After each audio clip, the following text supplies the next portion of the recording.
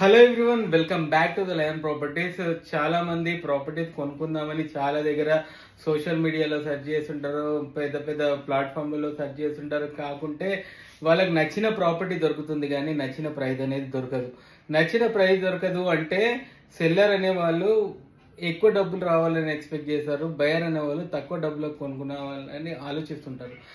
అంతేకాకుండా ఒక బయర్ దగ్గర ఒక ప్రాపర్టీ నచ్చినట్లయితే అది ప్రైజ్ మీకున్న బడ్జెట్ కంటే ప్రైజ్ ఎక్కువగా అనిపించినా కూడా మనం ఏంటంటే మూవ్ ఫార్వర్డ్ అయిపోయి కస్టమర్ ఏదైతే ఓనర్తో సిట్టింగ్ చేసుకున్నప్పుడు ఖచ్చితమైన రేట్ వచ్చే అవకాశం ఉంది.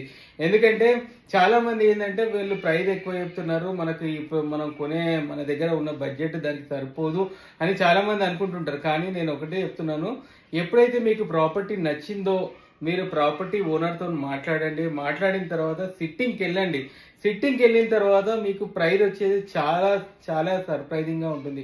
ఎందుకంటే ఫోన్ సంభాషణల ద్వారా, వాట్సాప్ల ద్వారా మనము సిట్టింగ్ చేసుకొని ప్రైస్ నెగోషియేట్ అనేది ఎటువంటి పరిస్థితులలో సక్సెస్ కాదు. అందు గురించి నేను ఒకటే మాట చెప్తున్నాను, మీకు ఒకవేళ ప్రాపర్టీ నచ్చితే మీ బడ్జెట్కి అంటే ఎక్కువ ఉన్నా కూడా ఒకసారి సిట్టింగ్కి వెళ్తే మనకు మంచి ప్రైజ్ వచ్చే అవకాశం ఉంది.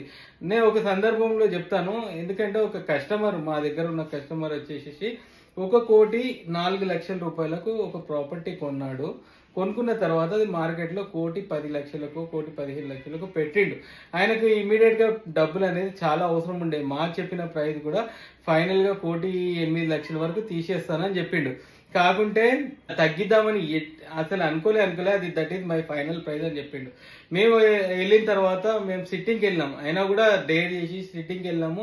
మా కస్టమర్ చేసిన బార్గెనింగ్ కి కస్టమర్ వచ్చేసి ₹1,00,00,000కే ఇచ్చాడు. అంటే నా కొన్న ప్రైస్ కంటే 4,00,000 రూపాయలు తక్కువ ప్రైస్ కి అయితే ప్రాపర్టీ లభించింది. అంటే 100% దేర్ ఆర్ ఛాన్సెస్.